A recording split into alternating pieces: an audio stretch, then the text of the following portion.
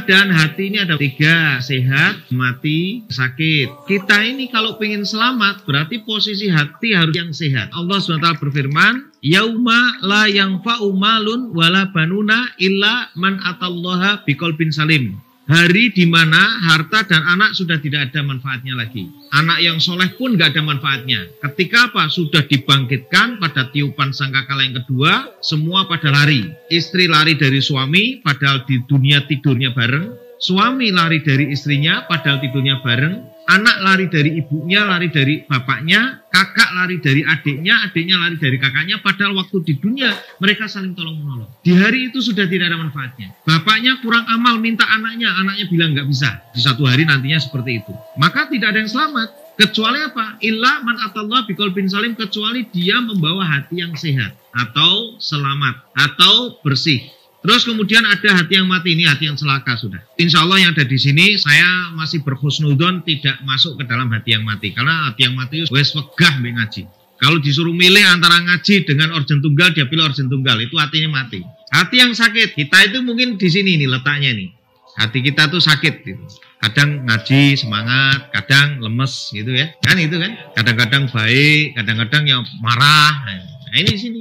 Kita ini posisinya di sini nih. Hati dinyatakan sehat apabila, nanti kita lihat apakah ada ciri-ciri ini pada diri kita. Kalau tidak, berarti ada 2 kemungkinan. Kemungkinan mati atau kemungkinan sakit. Kalau saya tetap berhusnudon paling sakit, tapi tidak boleh diremehkan. Kalau posisi sakit, kita tahu nggak diobati, nanti jadi mati. Masalahnya begitu. Kapan hati itu dinyatakan sehat? Kerinduannya kepada hikmah. Apa itu hikmah? Hikmah itu yang bisa kita pahami adalah amal. Misalnya dalam bahasa bebasnya ya pelayanan, melayani. Jadi kalau bahasa gampangnya ya amal saja. Jadi orang yang hatinya sehat itu selalu rindu dengan amal. Dia nggak mau nganggur. Amal bebas. Bisa amal lisan dengan dzikir, amal hati, dzikir juga bisa. Amal jawarih atau amal perbuatan juga bisa. Banyak amal perbuatan itu. Menolong orang, meringankan dan memudahkan urusan orang. Membayarkan hutang orang itu amal-amal utama. Hutangnya dewe ora sahur-sahur kok nyaur ke utang.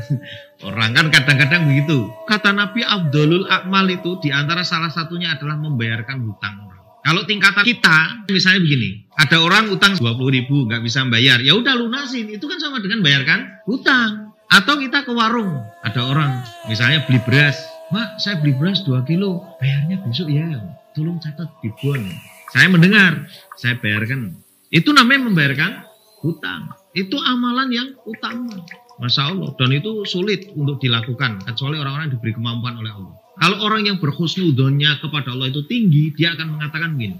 Bisa jadi saya membayarkan hutang orang itu, maka hutang saya akan dilunasi. Itu kalau orang cara berpikirnya positif, cara berpikirnya sehat. Sehingga apa? Orang ini berusaha untuk beramal. Keinginan dia beramal itu seperti seorang yang lapar kepada makanan dan minuman. Maka orang-orang yang hatinya sehat itu selalu ingin aktif. Pokoknya selalu berbuat baik. Ada seorang ulama, yaitu namanya Yahya bin Mu'adz. Beliau mengatakan barang siapa senang berkhidmah kepada Allah, segala sesuatu akan senang untuk berkhidmat kepadanya. Jadi kalau kita sudah terbiasa nolong orang, nanti segala sesuatu itu akan dimudahkan urusannya oleh Allah orang ini. Kenapa? Karena dia mau berkhidmat kepada Allah. Namanya berkhidmat kepada Allah itu tidak dihitung saya dapat apa dan saya dapat berapa. Kita kan kerja kan kadang-kadang mengukur, ngitung. Aku nek nulungi kowe entuk piro? Entuk apa? Aku nek ngaji ning kene panganane apa? Dapat berapa? Kalau sudah berhitung gitu, susah nanti untuk mendapatkan kemudahan-kemudahan dari Allah Subhanahu wa taala. Barang siapa tentram dan sejuk hatinya karena ketaatan kepada Allah, maka tentram dan sejuk hati pula lah semua orang yang memandang. Orang yang berkhidmat kepada Allah mesti baik orangnya, pasti sopan, tidak mempersulit, bahasanya ya lembut, enak, pokoknya menyenangkan. Beda dengan orang yang hatinya mati. Orang hati mati itu seenaknya sendiri atau sakit lah minimal ya. Gampang sekali dititeni orang hatinya sakit itu. Coba aja kalau misalnya diselip, nah itu hatinya sakit. Tapi kalau dia diselip kok astagfirullahaladzim, nah itu kan enak toh. Yang keluar adalah kalimat thayyibah atau nama Allah, luar biasa. Jadi kalau kita itu dipandang orang menyenangkan ya karena akhlaknya baik. Coba jadi orang petakilan gitu, itu mesti nggak menyenangkan. Siapa yang mau menghargai orang yang seperti itu? La haula wala quwwata illa billah. Wallahu a'lam bishawab.